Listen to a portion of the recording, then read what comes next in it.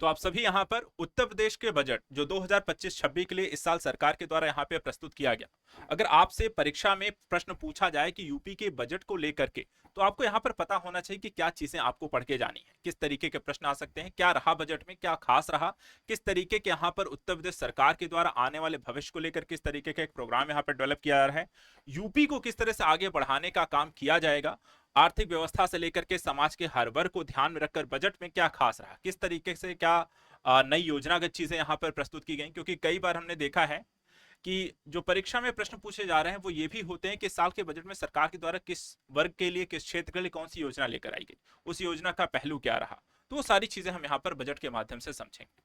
Budget में क्या खास है, तो इसको यहाँ पर हम अलग अलग तरीके से यहाँ पे 4 से 5 चीजों को डिस्कस करना सोचेंगे।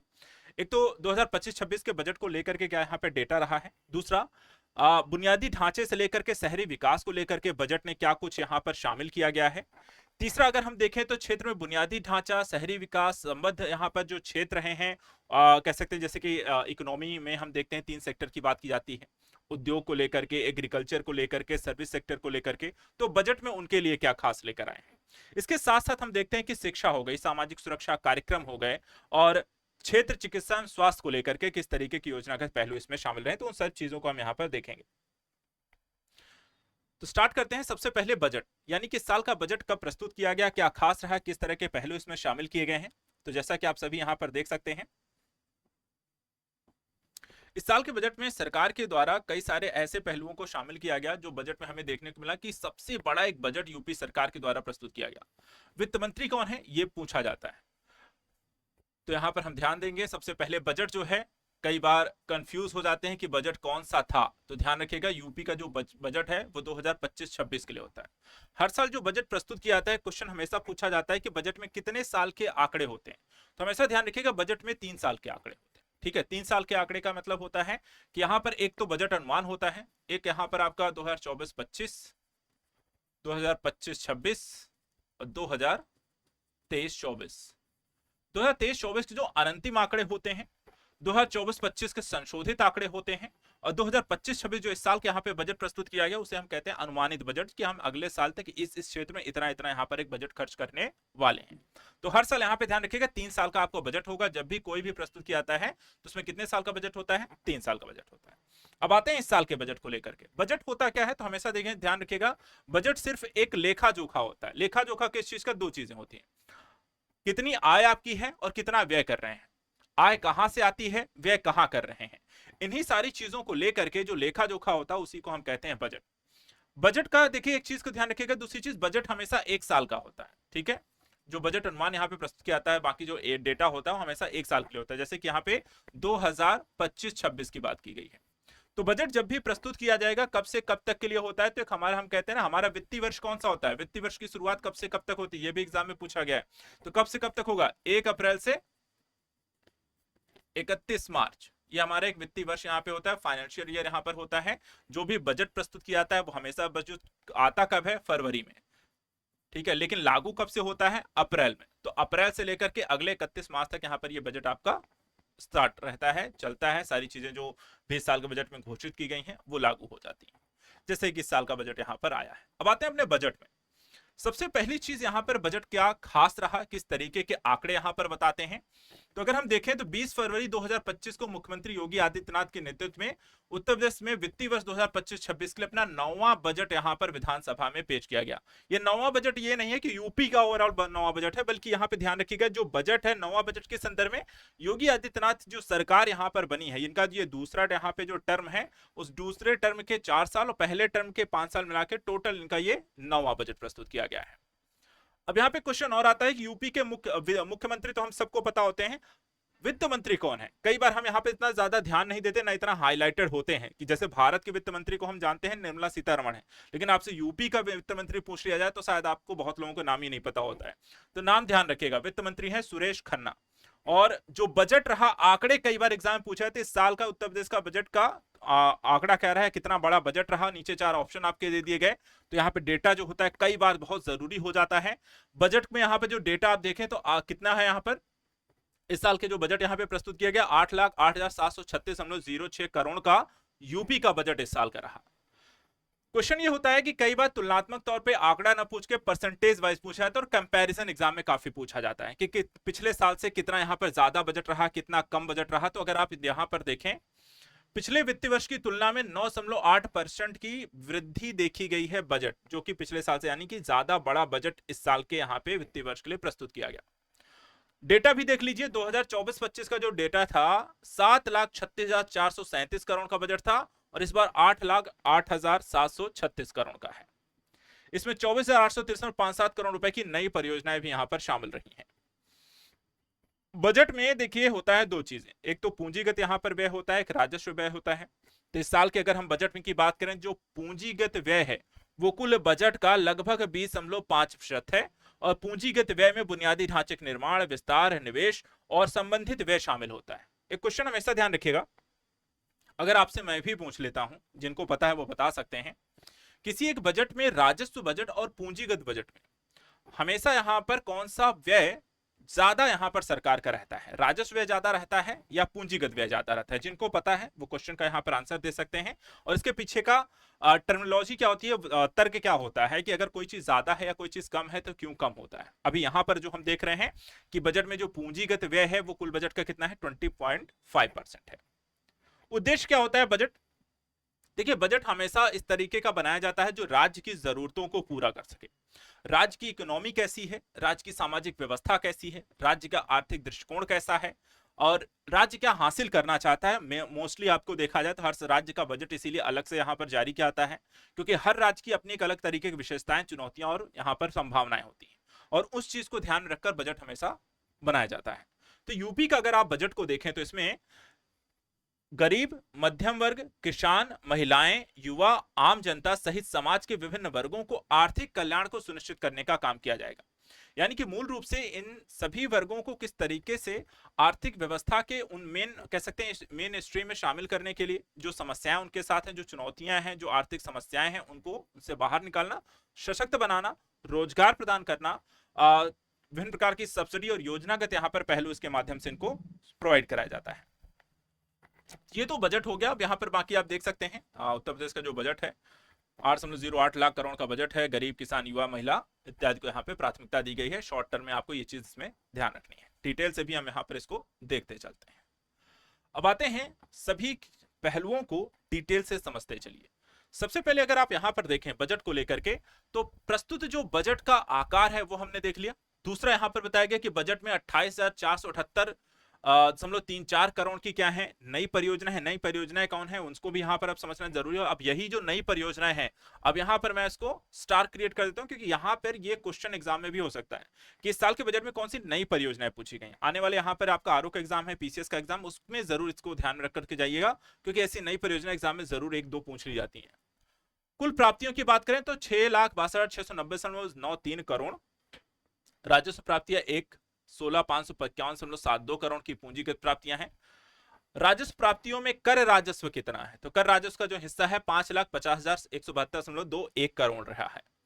और इसी में अगर हम देखें तो कर राजस्व का 2,95,000 करोड़ रुपए तथा केंद्रीय करों में राज्य का अंश 2,55,172 करोड़ 21 लाख रुपए का यहां पर सम्मिलित है।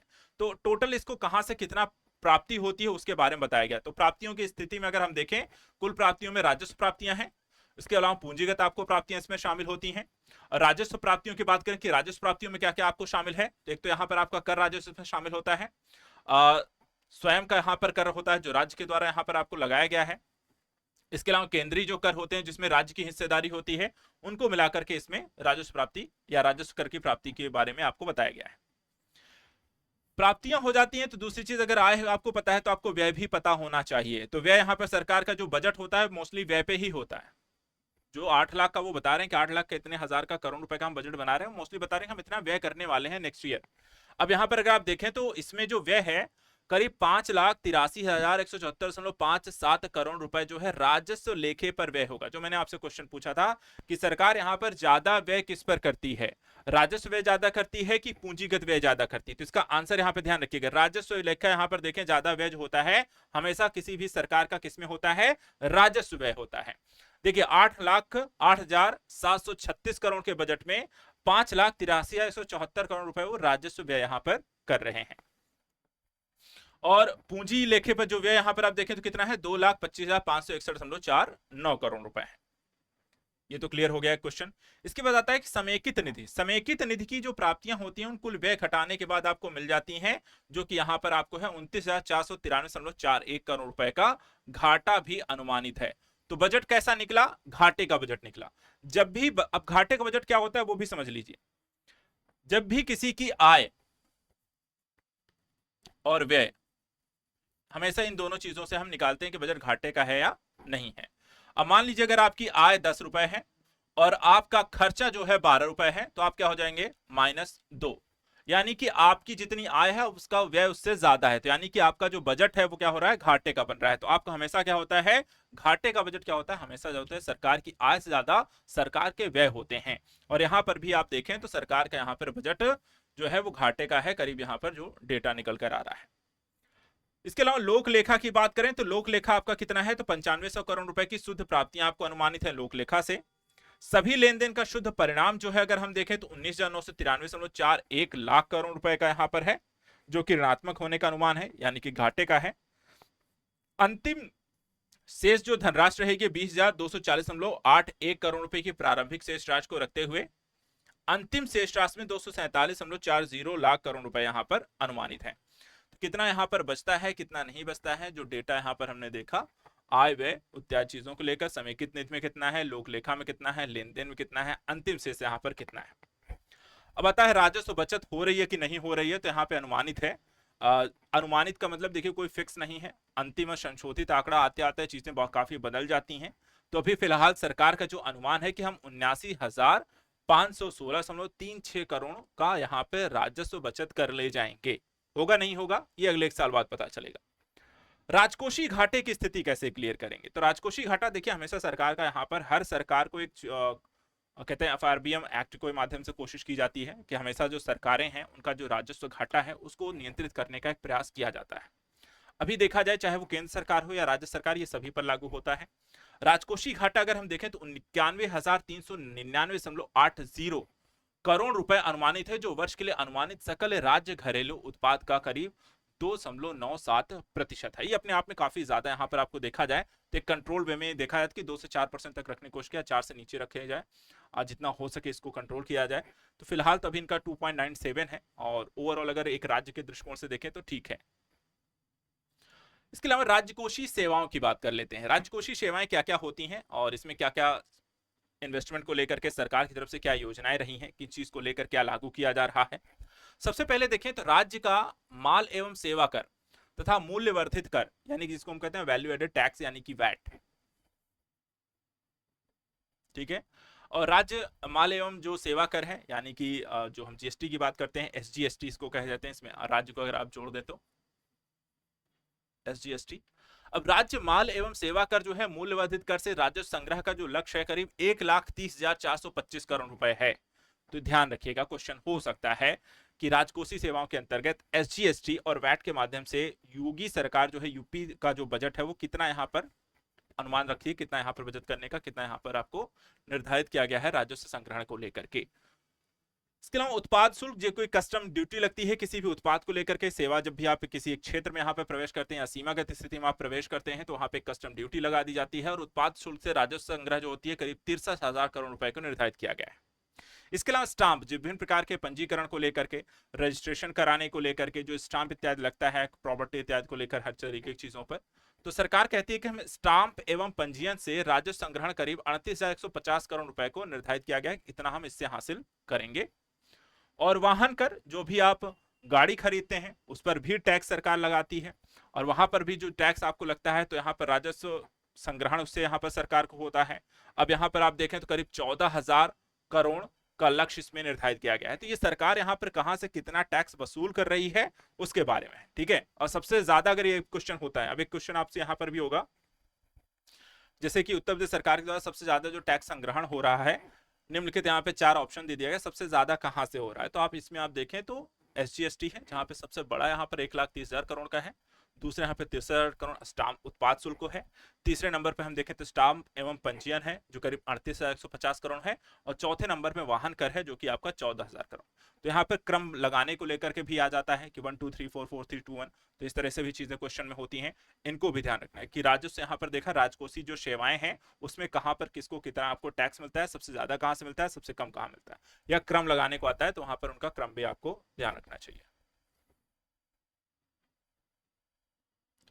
चलिए अब बात करते हैं कि यूपी के बजट में किस क्षेत्र को क्या दिया गया है, किस क्षेत्र के लिए नई योजनाएं लेकर आई गई हैं, किस क्षेत्र के लिए यहाँ पर अनुमान बजट कितना आवंटन किया गया है, और उनके विकास को लेकर के सरकार की क्या यहाँ पे प्लानिंग है, उन सारी चीजों को धीरे धीरे करके एक एक करके समझते हैं। तो यूपी का अगर बजट देखें, सबसे पहले अलग अलग क्षेत्रों कौन कौन क्षेत्रों के बारे में डिस्कस करेंगे। तो 22% जो राशि है वो बुनियादी ढांचे के विकास के लिए आवंटित की गई है। बुनियादी ढांचा होता क्या है, देखिए बुनियादी ढांचा जैसे कि आपकी सड़कें हो गई, ठीक है, जो आपको बिजली पानी सड़क की जो हम बात यहाँ पर करते हैं, जो बुनियादी एक व्यक्ति की जरूरत होती है, तो वही है बुनियादी ढांचा। एक इंफ्रास्ट्रक्चर से रिलेटेड चीजें हैं, अवसंरचनात्मक यहाँ पर विकास को लेकर के है, चाहे वो सड़कें हैं, रेलवे हैं, या फिर हम कहते हैं हाईवेज हैं, गाँव को लिंक करने वाली चाहे से वो सड़कें हैं, इसके अलावा घर हो गए, आवासीय व्यवस्थाएं हो गई, ऊर्जा से लेकर आपको पावर हाउसेस हो गए, इसके अलावा हम देखें तो यहाँ पर बिजली पानी, वो सारी जो व्यवस्थाएं हैं बुनियादी ढांचे के अंतर्गत विकसित होती हैं। तो यहाँ पर इनको कितना गया है, 22% राशि गई है। इसके अलावा शिक्षा को लेकर के बजट में कितना यहाँ पर आवंटन किया गया है, तो 13% यहाँ पर एजुकेशन सेक्टर को दिया गया है। कृषि एवं संबद्ध सेवाओं के लिए जो फूड प्रोसेसिंग इंडस्ट्री भी है, कृषि भी है और उससे जुड़े उत्पाद को लेकर के है, तो यहाँ पर 11% जो बजट का गया है। चिकित्सा एवं स्वास्थ्य क्षेत्र को लेकर के 6% यहाँ पर आवंटित है बजट, और सामाजिक सुरक्षा कार्यक्रमों के लिए सरकार के द्वारा 4% के बजट का आवंटन किया गया है। तो सबसे ज्यादा से सबसे कम की ओर है, सबसे ज्यादा किसको दिया गया है, तो बुनियादी ढांचे को, दूसरे नंबर पर शिक्षा को, तीसरा यहाँ पे कृषि को, ठीक है, 22, 13 और 11। अब इसमें हम देखें तो सबसे पहले स्टार्ट भी बुनियादी ढांचा कार्यक्रम को लेकर के करते हैं। बुनियादी ढांचे में सबसे पहले यहाँ पे देखिए सरकार के द्वारा प्रदेश में 4 नए एक्सप्रेसवे बनाने का निर्णय लिया गया है। कौन से ये एक्सप्रेसवे कहां बनेंगे, किस तरीके से फायदा क्या होगा वो देखिए। सबसे पहले देखिए है आगरा लखनऊ एक्सप्रेसवे, फर्रुखाबाद से होते हुए गंगा एक्सप्रेसवे के कौसिया जिला हरदोई तक यहाँ पे प्रवेश नियंत्रित होगा, और इसके माध्यम से हम देखें तो एक ग्रीन फील्ड एक्सप्रेसवे का निर्माण किया जाएगा, जिसके तहत यहाँ पे 900 करोड़ रुपए की व्यवस्था प्रस्तावित है। तो पहले यहाँ पे जैसे मैंने कहा बुनियादी ढांचा और संरचना में एक तो एक्सप्रेसवे आपको बन रहा है पहला। दूसरा यहाँ पे जो गंगा एक्सप्रेसवे को बनाया जा रहा है, अब इसका देखिए भी यहाँ पर एक विस्तार करने की बात की गई है। प्रयागराज मिर्जापुर वाराणसी चंदौली होते हुए सोनभद्र तक जोड़ने हेतु एक विंध्य एक्सप्रेसवे का निर्माण किया जाएगा, और इसके लिए यहां पर 50 करोड़ रुपए से अलग की आपको व्यवस्था कर दी गई है। तीसरा है मेरठ को हरिद्वार से जोड़ने के लिए गंगा एक्सप्रेसवे के एक्सटेंशन एक्सप्रेसवे का निर्माण किया जाएगा, और जिसके लिए यहां पर देखें तो 50 करोड़ रुपए की व्यवस्था भी आपको की जा रही है। तो उत्तर प्रदेश में हम देखें तो सबसे तेजी से, अब मोस्टली एक क्वेश्चन भी आपको होता है, अगर मैं आपसे पूछूं यूपी के ज्यादातर जो एक्सप्रेसवे हैं वो पूरब से पश्चिम की ओर या पश्चिम से पूरब की ओर बने हैं, उत्तर से दक्षिण की ओर क्यों नहीं बनते हैं। ज्यादातर एक्सप्रेसवे अगर आप देखें तो आपको मेरठ हो गया, नोएडा हो गया, गाजियाबाद हो गया, वहां से लेकर के आपको कानपुर लखनऊ होते हुए आपको प्रयागराज वाराणसी चंदौली इधर आपको जाता है, यानी कि पूरब से पश्चिम का कॉरिडोर आपको मोस्टली बनता हुआ दिखाई देता है, चाहे जो भी एक्सप्रेसवे बन रहे हैं। लेकिन यहाँ पे पूरब से पश्चिम की अगर हम बात कहें कि प्रयागराज से गोरखपुर की डायरेक्ट कोई लिंक आपको जा रही है आपको, तो वहां पर आपको ऐसा होता हुआ दिखाई नहीं देता है। झांसी से लेकर के आपको इधर देखें आपका पीलीभीत हो गई आपका, तो इधर आपका कोई भी लिंकेज नहीं है, ऐसा डायरेक्ट नहीं है। ऐसा क्यों है, इसके पीछे का रीजन क्या है, सरकार ऐसा क्यों नहीं करती है, तो वो भी एक क्वेश्चन है। लेकिन फिलहाल अगर हमारे सामने यहाँ पर एक टॉपिक है तो बुनियादी ढांचे को लेकर के एक्सप्रेसवे को काफी सारे क्वेश्चन बनते हैं। इसमें सबसे बड़ा है कि भारत यूपी का सबसे बड़ा एक्सप्रेसवे कौन सा है, तो गंगा एक्सप्रेसवे है, जिसके एक्सटेंशन की भी बात की गई है। और यहाँ पर इसे गंगा एक्सप्रेसवे को, जो कि पहले यहाँ पर हम देख रहे हैं कि इसे बढ़ा करके हरिद्वार से लिंक कर दिया जाएगा नॉर्थ साइड से, और दूसरी तरफ यहाँ पर इसे हम देख रहे हैं कि आपको सोनभद्र से लिंक कर दिया जाएगा विंध्य एक्सप्रेस के माध्यम से, तो एक सबसे बड़े एक्सप्रेसवे के तौर पे से डेवलप किया जाएगा। चलिए इसके बाद यहाँ पर हम देखते हैं बुंदेलखंड का है, रीवा एक्सप्रेसवे है, और ये चौथा एक्सप्रेसवे है जिसके लिए 50 करोड़ रुपए के यहाँ पर निर्माण को मंजूरी दी गई है। अभी एक देखिए यहाँ पर भारत पाकिस्तान का विवाद का एक मुद्दा भी हमें देखने को मिला, जिसमें काफी सारा एक ब्रह्मोस मिसाइल को लेकर के एक न्यूज आई कि यहाँ पे ब्रह्मोस मिसाइल ने पाकिस्तान के अंदरूनी इलाकों में कई सारे यहाँ पर उनके एयरबेस को यहाँ पर नष्ट किया है। और उसके एक दिन बाद ही हमने देखा कि यूपी के लखनऊ में यहाँ पर हम देखें तो ब्रह्मोस मिसाइल बनाने को लेकर के एक सेंटर को इनॉग्रेट किया गया है, और यहां पर आप देखें जो बुंदेलखंड एक्सप्रेसवे है ये आपका डिफेंस इंडस्ट्रियल कॉरिडोर से लिंकअप है, ठीक है। और इसमें 6 शहर आपको आते हैं। इन 6 शहरों में से आपका जो बुंदेलखंड यहां पर है ये डिफेंस इंडस्ट्रियल कॉरिडोर की परियोजना के तहत यहां पर 461 करोड़ रुपए के लिए यहां पे प्रस्ताव योगी सरकार के द्वारा इस साल के बजट में रखा गया है। इसके तहत देखें तो 9500 करोड़ रुपए का निवेश भी यहां पर अनुमानित है। वहीं लखनऊ में आर्टिफिशियल इंटेलिजेंस सिटी के विकास के लिए 5 करोड़ रुपए की व्यवस्था है और साइबर सुरक्षा में प्रौद्योगिकी अनुवाद संस्थान पार्क की स्थापना हेतु करीब 3 करोड़ रुपए की परियोजना है। तो यूपी में अगर हम देखें जो डिफेंस इंडस्ट्रियल कॉरिडोर है इसके बारे में थोड़ा सा डिटेल से इसके बारे में एक अलग से वीडियो भी बनाया है, आई होप आप लोगों ने देखा होगा। यहाँ पे जो डिफेंस इंडस्ट्रियल कॉरिडोर है ऐसे 2 हैं पूरे भारत में, ठीक है। एक तो आपका यूपी में है, दूसरा जो डिफेंस इंडस्ट्रियल कॉरिडोर है वो आपका कहां पर है, तमिलनाडु में। भारत में सिर्फ 2 यहां पर हैं। अब यूपी का जो डिफेंस इंडस्ट्रियल कॉरिडोर है उसमें आपको टोटल आपको देखा है 6 शहर आते हैं, जिसमें लखनऊ है, आगरा है, कानपुर है। इसके अलावा हम देखते हैं तो यहाँ पर अलीगढ़ आपका है, झांसी आपका है। ये सभी जो सिटी हैं आपको मिलकर के यहाँ पर एक 6 सिटी अलग अलग चीजों को लेकर के डेवलप की गई है। लखनऊ जो है वो मिसाइलों को डेवलप करने के लिए बनाई गई है, जैसे ब्रह्मोस मिसाइल यहाँ पर बनेगी। आगरा यहाँ पर हम देखें तो जो कानपुर है आपका ड्रोन सिस्टम बनाया जाएगा। आगरा में हम देखें तो यहाँ पे रडार सिस्टम आपको बनाई जाएंगी। इसी तरह अलीगढ़ और झांसी में देखा जाए तो अलग अलग तरीके के मिसाइलें, बंदूकें और अलग तरीके के हथियार तो इत्यादि बनाने का यहाँ पर काम है। तो अलग अलग हर एक सिटी को एक अलग तरीके के डिफेंस कह सकते हैं इंडस्ट्रियल कॉरिडोर में एक विकास को लेकर के काम करने को जिम्मेदारी दी गई। अलग तरीके का इंफ्रास्ट्रक्चर क्रिएट किए गए। डिफेंस यहाँ पर एक बड़ा भारत का मजबूत एक पहलू है और केंद्र सरकार के द्वारा भी देखा जाए तो अब यहाँ पर लगातार इन्वेस्टमेंट की बातें की गई हैं। यूपी यहाँ पर देखा जाए तो एक बड़ा हथियारों के सप्लाई करने वाला और अच्छा खासा इन्वेस्टमेंट प्राप्त करने वाला और काफी सारे रोजगार परक यहाँ पर जो डिफेंस इंडस्ट्रियल कॉरिडोर है वो यूपी के लिए काफी ज्यादा यहाँ पर देखें एक इकोनॉमिक स्ट्रक्चर को डेवलप करने के साथ साथ देश की सुरक्षा में भी एक बड़ा यहाँ पर योगदान देने वाला प्रदेश बनेगा। तो एक तो हो गया ये। अब दूसरी तरफ चलिए हम आते हैं सड़कों को लेकर के। राज्य सरकार लगातार इनके विकास को लेकर के किस तरीके से काम कर रही है, पुलों को लेकर के, ओवरब्रिजेस को लेकर के कहां पर क्या काम हो रहा है। राज्य सरकार अगर हम देखें राज्य की अर्थव्यवस्था को लेकर के $1 ट्रिलियन ले जाने का लक्ष्य रखा गया है। अब यहाँ पर एक क्वेश्चन इसमें भी आता है कि उत्तर प्रदेश को $1 ट्रिलियन इकोनॉमी बनाने के लिए क्या क्या यहाँ पर जरूरत पहलू है, क्या चुनौतियां हैं, इस तरह के मेंस में भी क्वेश्चन आता है और प्री ओरिएंटेड किस तरह के टॉपिक्स आते हैं वो भी ध्यान रखें। सबसे पहले देखिए $1 ट्रिलियन के लक्ष्य प्राप्त कैसे करेंगे, इसको लेकर के सबसे बड़ा चीज कि व्यापार तेजी से बढ़ाया जाए। व्यापार बढ़ाने के लिए सबसे जरूरी पहलू है कि परिवहन व्यवस्था अच्छी हो ताकि चीजें आसानी से एक स्थान से दूसरे स्थान आप लाया और ले जा सके। और परिवहन में हम कई सारे पहलुओं को देखते हैं जिसमें आपको सड़कें होती हैं ताकि आपको परिवहन की व्यवस्था के बसों के माध्यम से, ट्रकों के माध्यम से।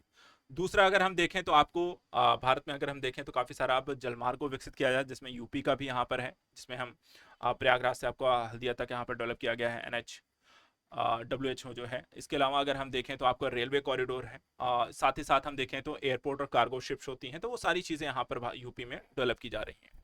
तो राज्य में हम देखें तो उत्तर दक्षिण कॉरिडोर के विकास हेतु सड़कों के चौड़ीकरण, सुदृढ़ीकरण, निर्माण की योजना प्रारंभ की गई है और जिसके लिए करीब 200 करोड़ रुपए के यहाँ पे बजट को प्रस्तावित किया गया है। तो यानी कि अब बात यहाँ पर पूरे पश्चिम से उत्तर दक्षिण की ओर भी काम करना शुरू किया है। एक बेहतर लिंकेज व्यवस्था ही प्रदेश को हर एक तरफ से जोड़ने का काम करेगा और तेजी से यहाँ पर एक्सपोर्ट्स को बढ़ाएगा अगर उत्पादन यूपी में बेहतर तरीके से किया जाए। इसके लिए राज्य में पुलों, ओवर अंडर ब्रिज के निर्माण के लिए 1450 करोड़ रुपए के बजट का प्रावधान किया गया है, क्योंकि ट्रैफिक की एक व्यवस्था बहुत ज्यादा हो जाती है और ट्रैफिक जितनी ज्यादा बढ़ता है उतना ही यहाँ पर व्यापार जो होता है धीमे हो जाता है, जो कि यहाँ पे समस्या क्रिएट करता है। राज्य राजमार्गों के चौड़ीकरण, सुदृढ़ीकरण के लिए 2900 करोड़ रुपए प्रस्तावित किया गया है। वहीं राज्य सड़क नीति से सड़कों के रखरखाव के लिए 3000 करोड़ रुपए की व्यवस्था है। इसके निर्माण के लिए यहाँ पे सड़कों के लिए उसके लिए सरकार के द्वारा कितना है 2800 करोड़ रुपए की यहाँ पर व्यवस्था की गई है। ये तो हो गया शहरों के अंतर्गत। अब ग्रामीण क्षेत्रों की अगर हम बात करें तो ग्रामीण सड़कों और पुलियों के रखरखाव के लिए कितना आवंटन किया गया है 2700 करोड़ और कृषि विपणन सुविधाओं के लिए ग्रामीण पुलों के निर्माण हेतु यहाँ पर 1600 करोड़। तो यहाँ पर देखिए अलग अलग पुलों निर्माण, चौड़ीकरण, ग्रामीण और शहरी दोनों को क्षेत्र को ध्यान में रखकर बजटीय आवंटन यहाँ पर सरकार की तरफ से किए गए हैं। इसके बाद आता है सिंचाई एवं जल संसाधन को लेकर के, जो कि एक क्वेश्चन यहाँ पर आपको लगातार सिंचाई एक व्यवस्था को लेकर के बन जाता है। इसको भी यहाँ पर देख लेते हैं। सबसे पहले देखिए नहरों एवं राजकीय नलकूपों से किसानों को निःशुल्क जल की सुविधा उपलब्ध कराने के लिए कितना आवंटन किया गया है करीब 1300 करोड़ रुपए। और प्रदेश में असफल 1750 नलकूपों के पुनर्निर्माण के लिए 200 करोड़ रुपए की व्यवस्था की गई है। इसी तरह डार्क जोन के असफल 569 नलकूपों के लिए 9 करोड़ रुपए की धनराशि की आपको व्यवस्था की गई। तो ये सारी चीजें जो है यहां पर आपको लगातार सारी चीजें यहां पर 9 करोड़ रुपए की यहां पर व्यवस्था आपको की गई है इसके लिए। इसके अलावा अगर हम देखें तो नमामि गंगे और ग्रामीण जलापूर्ति जलापूर्ति यहां पर देखिए एक बड़ी व्यवस्था आपको लगातार रहती है कि किस तरीके से ग्रामीण क्षेत्रों में एक हर घर जन योजना है, पानी की व्यवस्था आपको कैसे करनी है, ये सारी चीजें आपको लगातार रहती हैं। ठीक है, तो अगर हम यहां पर देखें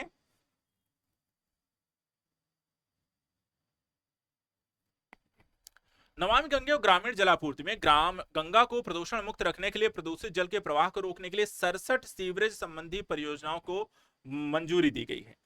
हमारे यहाँ देखा जाए तो गंगा को स्वच्छ बनाने को लेकर के परियोजनाएं, सरकारें बदल गई, परियोजनाएं नहीं आती रही, लेकिन गंगा की सफाई उस स्तर की कभी नहीं हो पाई है। उसका रीजन हम सबको पता है कि जब तक आप सीवेज के ट्रीटमेंट प्लांट को लेकर के एक बेहतर कार्य योजना के साथ काम नहीं करते हैं, तब तक ये व्यवस्था हमेशा ऐसी ही की ऐसी बनी रहने वाली है। रीजन ये भी है कि गंगा किसी एक स्टेट से होकर के नहीं बहती है, कई सारे स्टेट और कई सारे शहरों से होकर के बहती है, जिसके लिए बहुत जरूरी है कि सभी स्टेट मिलकर के इसके साफ सफाई को लेकर के काम करें। केंद्र का भी इसमें उतना ही सहयोग है, साथ ही साथ लोगों का भी इसमें उतना ही सहयोग होना चाहिए। प्राइवेट से लेकर पब्लिक सेक्टर तक भी यहाँ पर बिना सहयोग के नदियों की सफाई होना नामुमकिन है। लेकिन सरकार लगातार देखा जाए तो बजट पे बजट इसके लिए आवंटित करती रही है। अब इस साल भी अगर हम देखें तो सरकार के द्वारा कुल स्वीकृत लागत 14,823 करोड़ रुपए की है।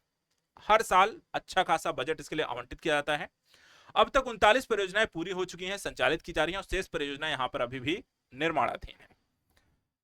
एक और योजना जो काफी तेजी से यहां पर बढ़ी और काफी लोगों को इसका फायदा भी हुआ, जल जीवन मिशन। ये क्या योजना क्या थी? इसके माध्यम से सरकार के द्वारा ग्रामीण क्षेत्रों में पेयजल की एक व्यवस्था करनी थी, और यहां पर हम देखें तो इसमें सामुदायिक अंशदान जल जीवन मिशन योजना के अंतर्गत इसके रखरखाव और संचालन के लिए करीब 4500 करोड़ रुपए की यहां पर व्यवस्था की गई है। क्योंकि कई बार होता है चीजें खराब होती हैं तो सरकार द्वारा उसे वापस से ठीक करना, ताकि चीजें यहां पर सुव्यवस्थित तरीके से चलती रहे। एक और योजना ध्यान रखिएगा, योजनाएं जरूर ध्यान रखिएगा, काफी सारी योजना का पहलू मैंने पहले भी कहा। बजट में जो योजनाएं आती हैं, क्योंकि आपसे एक हमेशा क्वेश्चन रहता है कि सर बहुत सारी योजनाएं होती हैं, केंद्र की भी होती हैं, राज्य की भी होती हैं, अब एग्जाम में कौन सी योजना पूछी जाएगी कैसे पता चलेगा? तो यहाँ पर देखिए दो योजनाएं दो तरीके से हमेशा ध्यान रखेंगे। एक, या तो सरकार के द्वारा जो इस साल की नई योजनाएं प्रस्तुत की गई उनके एग्जाम में ज्यादा आने के चांसेस हैं। दूसरा, जैसे कि बजट इत्यादि में जिन योजनाओं को ज्यादा यहाँ पर हाईलाइटेड किया है, जिनके लिए बजट आवंटित किया गया है, वो योजनाएं पूछे जाने के चांसेस हमेशा रहते हैं।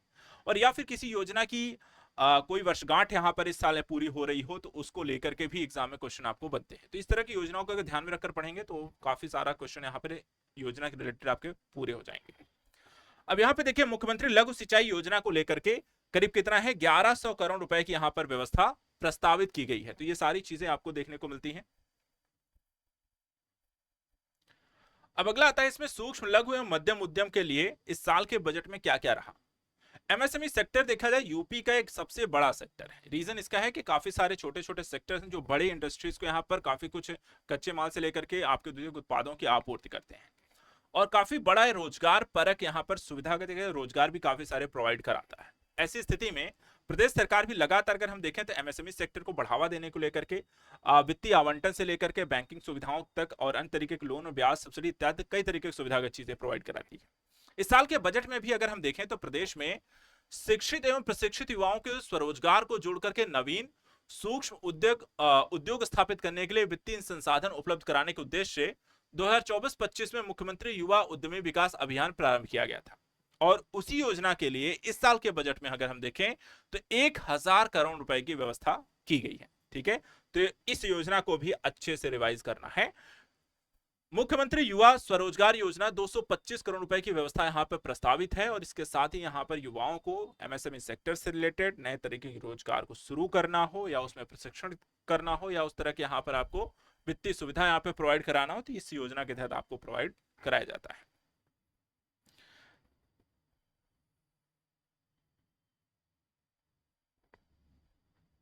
इसके बाद आता है हथकरघा और वस्त्र उद्योग।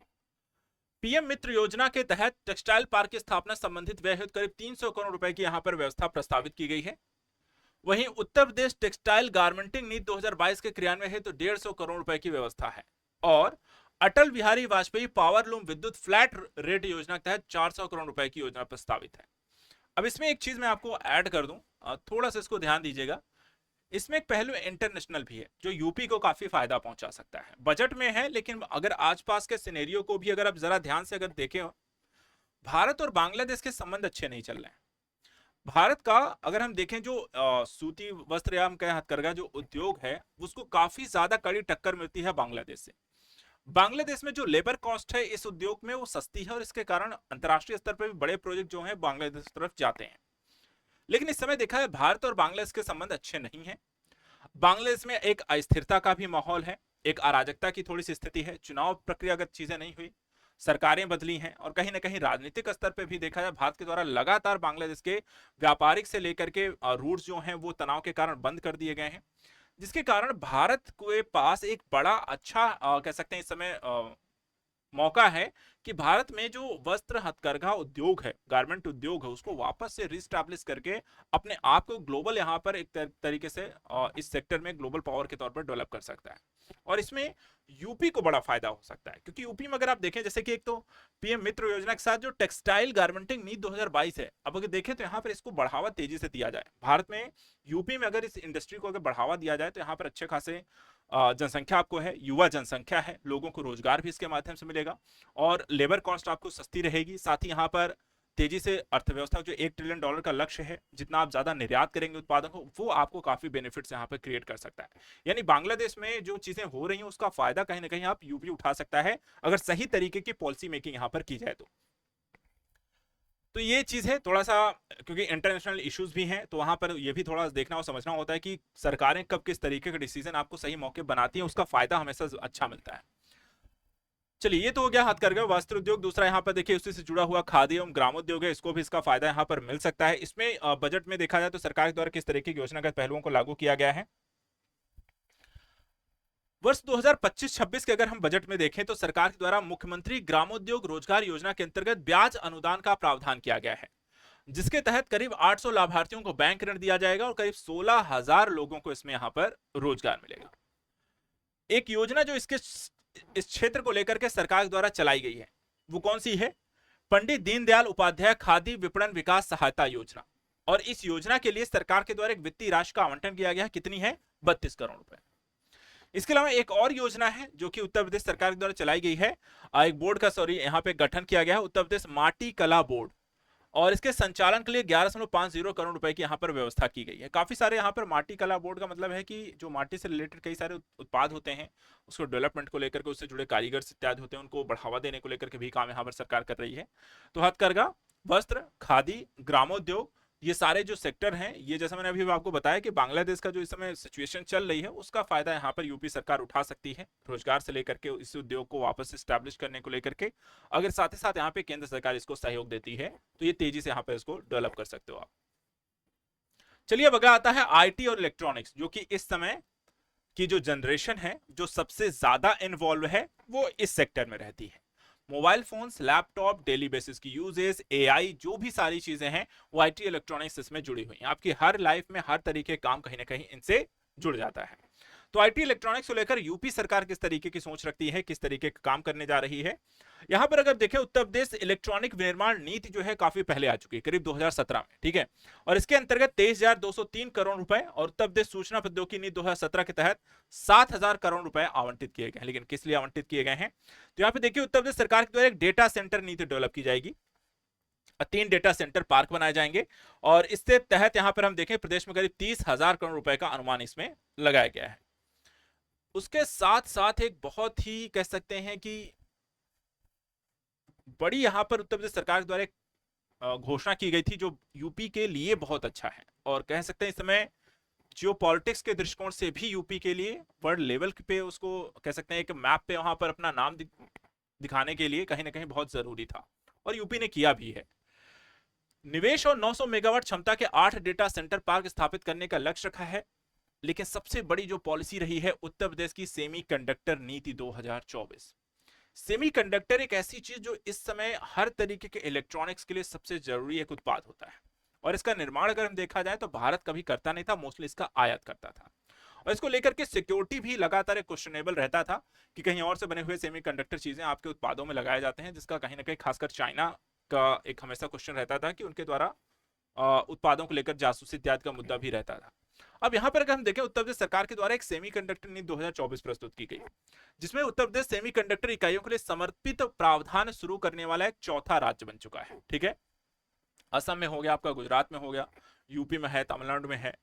प्रदेश में हम देखें तो अत्याधुनिक उत्कृष्टता केंद्रों की स्थापना के लिए मेडिकल इलेक्ट्रॉनिक्स के क्षेत्र में प्रथम उत्कृष्टता केंद्र, गांधी स्नातकोत्तर आयुर्विज्ञान संस्थान, आर्टिफिशियल इंटेलिजेंस के क्षेत्र में आईआईटी कानपुर नोएडा परिसर में, ड्रोन उत्कृष्टता केंद्र और आईआईटी कानपुर परिसर में स्थापित करके यहाँ पे सारी चीजें क्रियाशील की गई हैं। तो यहाँ पर ये सारा डेवलपमेंट हो रहा है, सेमीकंडक्टर नीति बनाई गई है, अलग अलग सेक्टर को लेकर के बजटीय आवंटन किए जा रहे हैं, पार्क स्थापित किया जा रहा है आईटी पार्क को लेकर के, जहां पर आपको इलेक्ट्रॉनिक्स आईटी क्षेत्र के इन्वेस्टमेंट के माध्यम से रिसर्च, नई तरीकों को तकनीक का इजाद करना, सेमीकंडक्टर को डेवलप करना, लोगों को रोजगार प्रोवाइड करना, और इस एक तरीके से लखनऊ में भी हमने देखा कि एक इलेक्ट्रॉनिक आर्टिफिशियल इंटेलिजेंस सिटी को डेवलप करना। ये कहीं ना कहीं दिखाता है कि यूपी जो सरकार है, यूपी में जो एक काफी कहा जाता है कि बीमारू राज्य है, तकनीकी तौर पे पिछड़ा हुआ है, या एक एग्रीकल्चर सेक्टर बेस्ड यहाँ पर आपका यूपी है, उसको काफी ज्यादा चेंज करने का एक प्रयास कर रहे हैं, और एक अलग तरीके की तेजी से बढ़ती हुई देश की यहाँ पर यूपी को दिखाना चाहते हैं कि यहाँ पे इलेक्ट्रॉनिक्स भी है, इंटेलिजेंस भी है, यहाँ के युवाओं को लेकर के जो नई तरीके की सोच है उसके अकॉर्डिंग यहाँ पर डेवलपमेंट करने को लेकर प्लान किया जा रहा है। जो आने वाले फ्यूचर को अगर हम देखें, यूपी को इस तरीके से चेंज करना है। बात करते हैं यहाँ पर ऊर्जा को लेकर के, किस तरीके के प्लान यहाँ पर सरकार के द्वारा किया गया है इस साल के अपने बजट में, क्या यहाँ पर कुछ खास रहा है। बजट को लेकर के देखें तो ऊर्जा सबसे बड़ी जरूरत हुई, अभी अब गर्मी का माहौल चल रहा है, सबसे ज्यादा जो खपत होती है, अगर हम इस समय देखा जाए तो सबसे ज्यादा खपत आपको गर्मी में हम देखें तो ऊर्जा की होती है, हर तरीके के इलेक्ट्रॉनिक्स से लेकर के। उसके लिए क्या है, भारत यूपी सरकार क्या कर रही है, तो सबसे पहली चीज जो सबसे ज्यादा भारत के पास है और जिसका सबसे कम यूज होता है वो है सौर ऊर्जा। उत्तर प्रदेश के पास भी है। प्रदेश में सौर ऊर्जा को लेकर के इसके माध्यम से जो विद्युत उत्पादन को बढ़ावा देने का काम प्रदेश कर रही है, और उत्तर प्रदेश सौर ऊर्जा नीति 2022 के अंतर्गत सरकार के द्वारा 5 वर्ष में करीब 22,000 मेगावाट विद्युत उत्पादन का एक लक्ष्य रखा गया है। तेजी इसको बढ़ावा भी दिया जा रहा है, घर घर यहाँ पर कह सकते हैं हर घर सोलर योजना के माध्यम से लोगों को सोलर पैनल लगवाने की भी बात यहाँ पर की जा रही है, जिसमें सब्सिडी देने की बात भी की गई है। इसी के तहत अगर हम देखें तो अयोध्या नगर को आदर्श सौर नगर के रूप में भी विकसित किया जा रहा है। इसके अलावा प्रदेश के 16 नगर निगमों तथा नोएडा शहर को भी सौर नगर के रूप में यहां पर विकसित किया जा रहा है। उत्तर प्रदेश राज्य जैव ऊर्जा नीति 2022 भी यहां पर सरकार ने लॉन्च की है, और इसके तहत सरकार के द्वारा संपीड़ित बायोगैस, बायोकोल, बायोडीजल, बायोएथेनॉल से संबंधित करीब 53 परियोजनाएं स्वीकृत की गई हैं और 24 परियोजनाएं यहां पर स्थापित की गई हैं। सौर ऊर्जा नीति 2022 के अंतर्गत रोजगार सृजन, कौशल विकास के लिए 2025-26 में करीब 3,000 सूर्य मित्रों को कौशल विकास प्रशिक्षण भी दिया जाएगा, जिसके माध्यम से सोलर पैनल को लगाना हो, इंस्टॉल करना हो, उनको यहाँ पर साफ सफाई करनी हो, उनको रिपेयर करना हो, या जो भी यहाँ पे काम है वो सारी चीजें यहाँ पर आपको देखा है, उनका बनाने से लेकर के हर तरीके काम यहाँ पर किया जाए।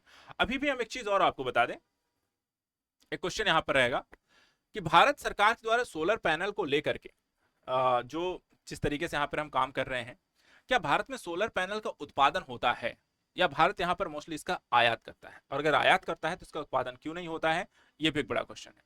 हम मोस्टली अगर आज भी आप देखें, जाकर इसको थोड़ा सा सर्च करें, रिसर्च करेंगे तो उसमें आपको जानकारी मिलेगी। अभी भी हम देखें सोलर पैनल को जिस तरीके से हम बढ़ावा दे रहे हैं, अभी भी हम इसका उत्पादन नहीं करते, बल्कि ये आज वर्तमान समय की सबसे बड़ी जरूरत है। भारत ने एक संगठन बनाया था 2015 में फ्रांस के साथ मिलकर के, अंतरराष्ट्रीय सौर गठबंधन, और अंतरराष्ट्रीय सौर गठबंधन का जो फायदा है, आप चाहते हैं तो एक बड़ी इंडस्ट्री क्रिएट कर सकते थे, लेकिन आज भी वो इंडस्ट्री जो होती है चाइना और बाकी सारे अन्य देशों से यहाँ पर आप आयात करते हैं और भारत में इसको बढ़ावा देने का काम करते हैं। सौर ऊर्जा भारत की सबसे बड़ी एक जरूरत है ऊर्जा की खपत को पूरा करने के लिए, लेकिन इसका उत्पादन करके आपके रोजगार परक स्थितियों को और भी ज्यादा बेहतर तरीके से संचालित करें, जिसको और अभी देखा जाए तो उस तरीके से काम नहीं होता है। फिलहाल जो चल रहा है हम उस पर फोकस करते हैं, और जो अभी हमने यहाँ पर देखा है, एक तो 2-3 क्वेश्चन इसमें से ध्यान रखना है। एक ये चीज ध्यान रखिए, क्वेश्चन हो सकता है कि यूपी के किस शहर को आदर्श सौर नगर के रूप में विकसित किया जा रहा है, तो यहाँ पर अयोध्या नगर को है जो अभी हाईलाइटेड है। इसके अलावा और भी किए जाएंगे, जिसमें नोएडा सहित 16 अन्य प्रदेशों को भी आगे चल करके इसमें शामिल किया जाएगा, लेकिन फिलहाल जो पहला है वो आपका अयोध्या है। अगला यहां पर आता है आवास और शहरी योजना को लेकर के, शहरी विकास को लेकर के। आवास और शहरी योजना में अगर हम देखें तो प्रधानमंत्री आवास योजना शहरी के अंतर्गत करीब 17 लाख मकान बनकर के तैयार हो चुके हैं और लाभार्थियों को आवंटित यहां पर भी कर दिए गए हैं। दूसरा, राष्ट्रीय राजधानी क्षेत्र में क्षेत्रीय रैपिड ट्रांजिट सिस्टम का दिल्ली गाजियाबाद मेरठ कॉरिडोर भी चालू कर दिया गया है और पूरे कॉरिडोर का निर्माण जो है जून 2025 तक यहां पर पूरा होने का अनुमान है। आवास एवं विकास परिषद विकास प्राधिकरणों में टाउनशिप के लिए मुख्यमंत्री नगरीय विस्तार एवं नव नगर प्रोत्साहन योजना को लागू किया गया, जिसके माध्यम से नगरीय विकास स्ट्रक्चर को यहां पर तेजी से डेवलप करना है। एक और चीज यहां पे ध्यान रखिएगा, उत्तर प्रदेश राज्य राजधानी क्षेत्र जिसको हम कहते हैं SCR, ये डेवलप किया गया है किसके तर्ज पर? NCR, नेशनल कैपिटल रीजन की तरह पे राष्ट्र आपका उत्तर प्रदेश का राज्य राजधानी क्षेत्र एवं अन्य क्षेत्र विकास प्राधिकरण अधिनियम 2024 को राज्य की राजधानी लखनऊ के आसपास के क्षेत्र सहित राज्य राजधानी क्षेत्र का गठन करने, अन्य क्षेत्रों क्षेत्रीय परियोजनाओं को तैयार करने के लिए यहां पर डेवलप किया जा रहा है। कौन कौन से जिले आते हैं? तो टोटल ध्यान रखिएगा, राज्य राजधानी क्षेत्र यानी कि SCR में 6 जिले आते हैं। अगर आप भी इस क्षेत्र से हैं तो आप कमेंट कर सकते हैं कौन कौन से जिले आते हैं इसमें। देखिए तो एक लखनऊ है, हरदोई है, सीतापुर है, बाराबंकी है, रायबरेली है और उन्नाव है। इन 6 जिलों के अंतर्गत आने वाले सभी लोग अब किसके अंतर्गत आ जाएंगे? आपको SCR के अंतर्गत, ठीक है, स्टेट कैपिटल रीजन के अंतर्गत आ जाएंगे। और इसका फायदा क्या होगा? फायदा यह होगा कि अगर आपने एनसीआर के बारे में सुना है, एनसीआर के बारे में पढ़ा है और अगर एनसीआर गए हैं तो एनसीआर का दिल्ली की जो सुविधागत चीजें हैं वो आपको एनसीआर के रीजन में भी मिलती हैं, चाहे वो बिजली हो, चाहे वो सड़कें हो, अच्छी यहाँ पर ट्रांसपोर्ट सुविधा हो, अन्य तरीके की AI, अन्य तरीके की टेक्नोलॉजी, हर तरीके के यहाँ पर विकास, हर तरीके की जरूरतें आपको जो दिल्ली में है वो धीरे धीरे उसका फायदा आपको हर रीजन में मिलता है।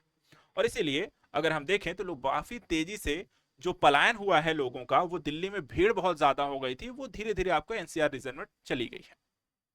वैसा ही कुछ यहां पर अब एससीआर में करने की कोशिश है। एससीआर में अगर आप देखें तो लखनऊ की जो भीड़ है उसके आसपास के रीजन में भी कुछ ऐसे ही डेवलपमेंट करके लोगों को जो होता है लखनऊ से थोड़ा सा बाहर जाने की ओर प्रेरित किया जाएगा और जो सुविधाएं लखनऊ में है वो आसपास के रीजन में भी डेवलप कर दी जाएंगी। तो ये होता है आवास एवं शहरी नियोजन। इसके बाद आता है शहरी विकास को लेकर के सरकार की क्या है प्लानिंग, क्या है योजना की चीजें, क्या है बजटीय आवंटन। वहां पर अगर हम देखें तो सरकार ने इस बार प्रधानमंत्री आवास योजना शहरी 1.0 के अंतर्गत 3150 करोड़ रुपए तथा प्रधानमंत्री आवास योजना शहरी 2.0 के अंतर्गत 1732 करोड़ रुपए का प्रावधान किया है इस साल के बजट में। 2021 में प्रारंभ की जाने वाली अमृत 2.0 योजना के अंतर्गत 4100 करोड़ रुपए की व्यवस्था की गई है। वहीं मुख्यमंत्री नगरीय अल्प विकसित और मलिन बस्ती योजना के लिए करीब 400 करोड़ रुपए का यहां पर आवंटन किया गया है। नगरीय सेवाओं और स्थापना विकास की योजना के लिए 50 करोड़ रुपए का भी यहां पे प्रावधान किया गया है।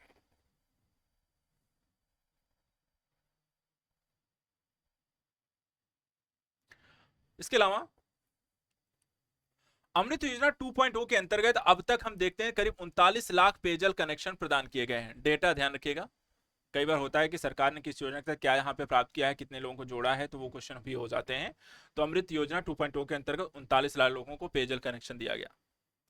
एक और चीज है, मुख्यमंत्री हरित सड़क अधोसंरचना विकास योजना शहरी के अंतर्गत 800 करोड़ रुपए की व्यवस्था की गई है और प्रदेश के शहरों को बाढ़ जल भराव की समस्या से मुक्त कराने के लिए नगरीय बाढ़ एवं वर्षा जल निकासी योजना के तहत यहां पर 1000 करोड़ रुपए की व्यवस्था की गई है।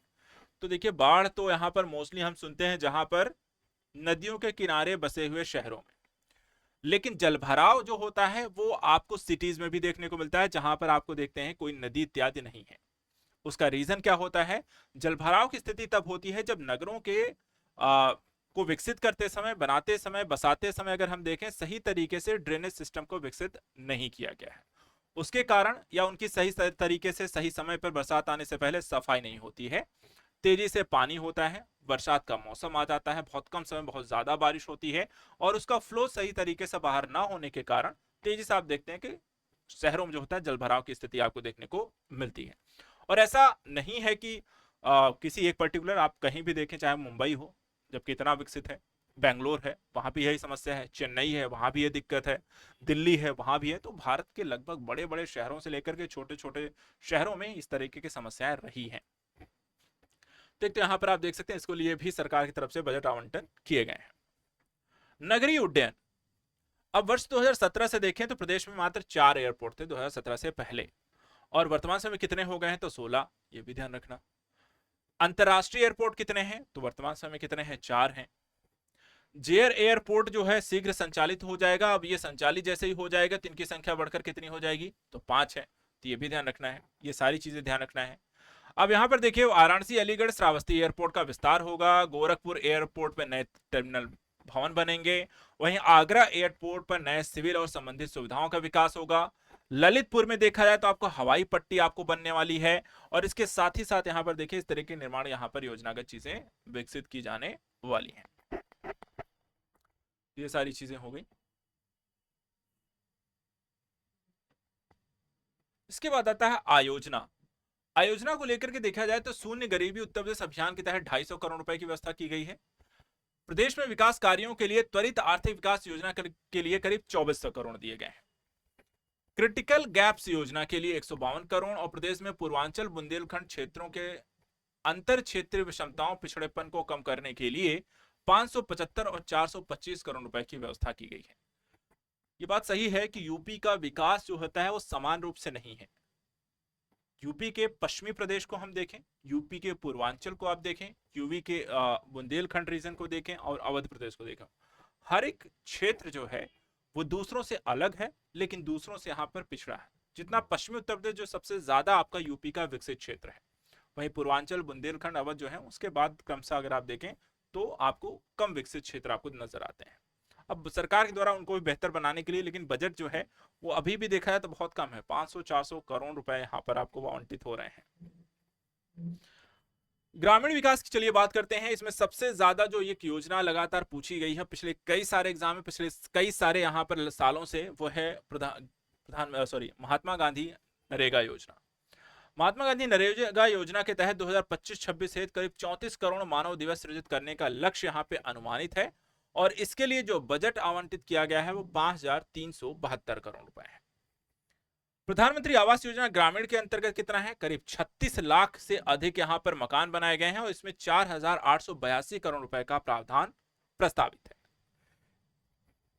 इसके अलावा मुख्यमंत्री आवास योजना ग्रामीण के लिए 1200 करोड़ रुपए का आवंटन है, और प्रधानमंत्री ग्राम सड़क योजना के अंतर्गत निर्मित सड़कों के लिए 1088 करोड़ रुपए का यहां पर प्रस्ताव किया गया है।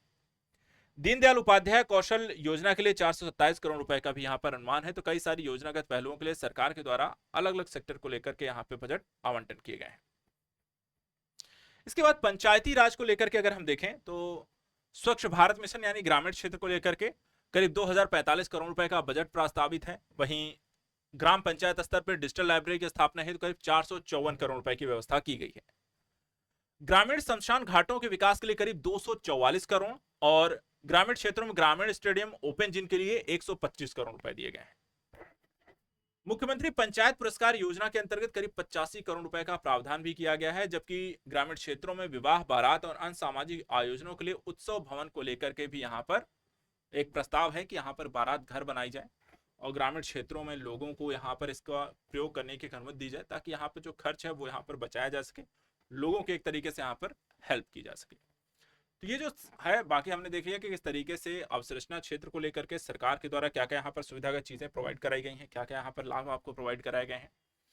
इसके बाद अगला आता है इसमें कृषि से संबंध उसे क्षेत्रों को लेकर के सरकार के द्वारा किस तरीके के बजटीय आवंटन इस साल किए गए हैं, क्या क्या यहाँ पर सुविधागत चीजें प्रोवाइड कराई गई हैं। एग्रीकल्चर, क्योंकि यूपी का एक सबसे बड़ा, क्योंकि एक मैदानी इलाका है, नदियां हैं, नलकूप और अलग अलग तरीके की सिंचाई की व्यवस्थाएं हैं, मौसम यहाँ पर देखा है बरसात भी ठीक ठाक आपको रहती है, और इसके कारण एग्रीकल्चर सेक्टर यूपी का एक सबसे बड़ा सेक्टर के तौर पर रहता है इकोनॉमिक पर्पज से अगर हम देखें। तो सरकार के द्वारा बजट में कृषि को किस तरीके से आगे बढ़ाने का प्रयास किया गया है, तो अगर हम देखें तो सबसे पहले प्रदेश में दलहन और तिलहन के फसलों के क्षेत्राच्छादन, उत्पादन, उत्पादकता में वृद्धि करने का प्रयास इस साल के बजट में किया गया है, और इनके लिए निःशुल्क मिनी किट वितरण कार्यक्रम संचालित किया जा रहा है। इसमें करीब 50 करोड़ रुपए की व्यवस्था दी गई है। दूसरा, प्रमाणित बीज उत्पादन के क्षेत्र में प्रदेश को आत्मनिर्भर बनाने के लिए सरकार के द्वारा एक योजना चलाई गई है, जिसका नाम है उत्तर प्रदेश बीज स्वावलंबन नीति 2024। इसके अंतर्गत बीज पार्क विकास परियोजना संचालित की जा रही है, जिसके तहत 251 करोड़ रुपए प्रोवाइड कराए जाएंगे।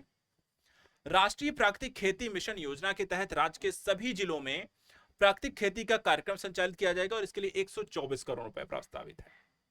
साथ ही पीएम कुसुम योजना के तहत किसानों के लिए खेतों में सोलर पंप लगाए जाएंगे और इसके लिए 509 करोड़ रुपए दिए गए हैं। और कृषि क्षेत्र में कौशल विकास के उत्पादन को लेकर के विश्व बैंक से सहायता प्रदान भी की जाएगी। 200 करोड़ रुपए यहां पर आप देखें तो कृषि क्षेत्र में क्षमता और कौशल विकास को लेकर के विश्व बैंक से सहायता प्राप्त की जाएगी यूपी एग्रीज परियोजना के लिए और 200 करोड़ रुपए का आवंटन यहां पर देखा है तो इसके लिए भी किया जाएगा। एग्रीकल्चर सेक्टर में लेकिन समस्याएं लगातार रही हैं। समस्याएं क्या हैं? एजुकेशन, लोगों को रिसर्च की कमी है। किस तरीके की फसलें ले जानी चाहिए, कब ली जानी चाहिए, किस प्रकार के यहाँ पर कीट पतंगे लग जाते हैं, उससे बचाव के लिए क्या करना चाहिए, और नए तरीके का मौसम परिवर्तन के दृष्टिकोण से आपकी फसलें जो होती हैं ज्यादा प्रतिरोधक कैसे बन सकती हैं। तो यहाँ पर देखें तो सरकार के द्वारा कृषि शिक्षा और अनुसंधान के लिए भी यहाँ पर लगातार काम किया जा रहा है। और इसमें अगर हम देखें तो जनपद कुशीनगर में महात्मा बुद्ध कृषि एवं प्रौद्योगिकी विश्वविद्यालय की स्थापना के लिए सरकार के द्वारा 100 करोड़ रुपए की यहां पर व्यवस्था की गई है। कृषि प्रौद्योगिकी विश्वविद्यालय में अनुसंधान कार्यक्रमों के लिए करीब 25 करोड़ रुपए और स्थापित कृषि विश्वविद्यालयों महाविद्यालयों के लिए यहां पर 86 करोड़ रुपए की यहां पर व्यवस्था की गई है। यानी एग्रीकल्चर सेक्टर में एजुकेशन को बढ़ावा देना, रिसर्च पर फोकस करना और साथ ही साथ यहां पर देखा जाए तो नई तरीके तकनीकी इत्यादि को लेकर के प्रयोग करने को लेकर के एजुकेशन लोगों को प्रोवाइड करना, नए तरीके के अभ्यर्थियों को इसमें शामिल करना, शिक्षार्थियों को डेवलप करना, रिसर्चर को डेवलप करना, उस पर फोकस है। एक और टॉपिक आता है जिसमें बागवानी खाद्य प्रसंस्करण, जो कि आपका कृषि से संबंधित क्षेत्रों के अंतर्गत आता है। बागवानी अगर हम देखें तो यहाँ पे पर ड्रॉप मोर क्रॉप, ये यहाँ पे काफी टैगलाइन थी, इसको लेकर एग्जाम में क्वेश्चन भी आया था। सूक्ष्म सिंचाई योजना के तहत इसको डेवलप किया गया था जिसमें 720 करोड़ रुपए का आवंटन है, जहां पे पानी की खपत भी कम होती है और फसल भी यहाँ पर अच्छी होती है। राष्ट्रीय बागवानी मिशन योजना के लिए 650 करोड़ रुपए दिए गए हैं। उत्तर प्रदेश खाद्य प्रसंस्करण उद्योग नीति 2022 के अंतर्गत सरकार के द्वारा 300 करोड़ रुपए की यहां पर व्यवस्था की गई है खाद्य प्रसंस्करण उद्योग के लिए। गन्ना विकास एवं चीनी उद्योग के लिए गन्ना मूल्य भुगतान हेतु 475 करोड़ रुपए की यहां पर व्यवस्था प्रदेश सरकार की तरफ से की गई है। इसके अलावा पिपराइच चीनी मिल में 60 करोड़ केएलपीडी क्षमता की डिस्टिलरी की स्थापना के लिए यहां पर दिया गया है 90 करोड़ रुपए। बंद पड़ी छाता चीनी मिलों को लेकर के 2000 टीडीसी क्षमता की नई चीनी मिले, logistic hub warehousing complex की स्थापना के लिए 50 करोड़ रुपए का आवंटन किया गया है। दूध विकास की चलिए बात कर लेते हैं। दुग्ध विकास को लेकर के अगर हम देखें तो नंद बाबा दुग्ध मिशन के लिए 203 करोड़ रुपए का प्रस्ताव यहां पर दिया गया है और दुग्ध संघों को सुदृढ़ीकरण पुनर्जीवन के लिए सरकार की तरफ से 107 करोड़ रुपए का प्रावधान किया गया है। पशुधन में देखें तो आवारा गायों के भरण पोषण के लिए 2000 करोड़ रुपए और वृहद गौ संरक्षण केंद्रों को भी यहां पर देखा है तो विकसित किया जा रहा है, इसके लिए 140 करोड़ का प्रावधान किया गया है। पशु चिकित्सालयों पशु सेवा केंद्रों के सुदृढ़ीकरण के लिए 123 करोड़ रुपए की यहां पर व्यवस्था की गई है प्रदेश सरकार की तरफ से। मत्स्य पालन और सहकारी क्षेत्रों में देखा जाए तो सरकार की तरफ से मत्स्य पालन को लगातार बढ़ावा दिया है। इसका केंद्र सरकार की तरफ से इसके लिए एक योजना चलाई गई थी। योजना का नाम था प्रधानमंत्री मत्स्य संपदा योजना और इसी के तहत अगर हम देखें तो प्रदेश में पुरुष लाभार्थियों के लिए करीब 195 करोड़ और महिला लाभार्थियों के लिए 115 करोड़ रुपए की व्यवस्था की गई है, जिसमें मछली पालन को बढ़ावा देने का काम किया जाएगा। प्रधानमंत्री मत्स्य संपदा योजना के तहत अगर हम देखें तो एक्वा पार्क मार्केट के निर्माण हेतु करीब 190 करोड़ रुपए का भी आवंटन हुआ है, जहां पर लोगों को इस सारी चीजों की ट्रेनिंग देना, सिखाना और बाकी सारी यहां पर लोगों को एक रोजगार परक सुविधा के तहत भी से डेवलप करना है। सहकारी संघवाद की बात हम लगातार कहते हैं, आखिर सहकारी क्या है? तो उत्तर प्रदेश के सहकारी बैंक जिला सहकारी बैंकों को आधुनिक आईटी तकनीक से सुसज्जित करने के लिए कई तरीके के प्रौद्योगिकी अपनाने साइबर सुरक्षा उन्नयन के उद्देश्य से 10 करोड़ रुपए, यानी कि बैंकों का आप कह सकते हैं कि यहां पर आपको साइबर सुरक्षा के दृष्टिकोण से बेहतर बनाने के लिए टेक्नोलॉजिकल और बाकी सारी चीजों के इंप्रूवमेंट, नए तरीके के डेस्कटॉप, नए तरीके की सुरक्षा सिक्योरिटीज के तहत इनको डेवलप करना है। पैक्स के माध्यम से किसानों को कम ब्याज दर पर फसली ऋण वितरण हेतु ब्याज अनुदान भी दिया गया है, इसके लिए 525 करोड़ रुपए दिए गए हैं और रासायनिक उर्वरकों की अग्रिम भंडारण योजना के तहत 170 करोड़ रुपए की यहां पर व्यवस्थाएं हैं। सरकार ने देखा जाए साल के बजट को लेकर के यहां पर खाद्य एवं नागरिक आपूर्ति के पहलू को भी देख लेते हैं। प्रदेश में राष्ट्रीय खाद्य सुरक्षा मिशन 2013 के तहत 3.60 करोड़ रुपए, अंत्योदय पात्र परिवार कार्ड धारकों को लगभग 3 लाख मीट्रिक टन राशन निःशुल्क यहां पर वितरित किया जा रहा है। 2023-24 की शुरुआत में 92.30 लाख मीट्रिक टन निःशुल्क खाद्य वितरित किया गया था और भारत सरकार द्वारा 1 जनवरी 2024 में अगले 5 वर्षों तक निःशुल्क खाद्यान्न देने के निर्णय के लिए राज्य ने इसका पुनः वितरण प्रारंभ किया है। अधिनियम 2013 के अंतर्गत अंत्योदय लाभार्थियों को प्रति परिवार प्रति कार्ड प्रति माह 1 किलोग्राम की दर से 12,283 मीट्रिक टन चीनी त्रैमासिक रूप से आवंटित की जा रही है और अन्नपूर्णा भवन के निर्माण हेतु करीब 200 करोड़ रुपए प्रस्तावित हैं। तो काफी सारी अगर हम देखें पहलुओं को लेकर के सरकार ने अपने बजट में लगभग हर एक पहलू, हर एक क्षेत्र, हर एक वर्ग को लेकर के कुछ ना कुछ योजना परियोजना आपको लेकर आती है। लेकिन यहाँ पे जरूरी क्या है? जरूरी रहता है कि आपके लिए इस बजट में सबसे खास डेटा, क्षेत्र, वर्ग और उनके लिए क्या लेकर सरकार घोषित कर रही है, क्या परिवर्तन लेकर आई है, क्या नई चीज लेकर शुरू कर रही है। अगर आप इन पहलुओं को लेकर के यहाँ पर देखें तो काफी कुछ यहाँ पे चीजें समझ में आ जाती हैं। बजट कैसा रहा है हर वर्ग के लिए, यहाँ पर कुछ लोगों के लिए अच्छा हो सकता है, कुछ लोगों के लिए नहीं। कभी किसी वर्ग को ज्यादा प्राथमिकता दी जाती है, कभी किसी वर्ग को थोड़ा सा कम। फिलहाल अगर हम देखें तो आज के सत्र में हम बजट के सत्र को इतना ही रखते हैं। नेक्स्ट यहाँ पर सेशन में बजट के बाकी पहलुओं को और भी डिटेल से यहाँ पर देखेंगे, पढ़ेंगे, समझेंगे। जो भी अभ्यर्थी यहाँ पर आज के सत्र में जुड़े हैं वो लगातार इससे जुड़े रहें, क्योंकि हम यहाँ पर इसे लगातार आपको कंटिन्यू रखने वाले हैं और चीजों को स्टडी करेंगे।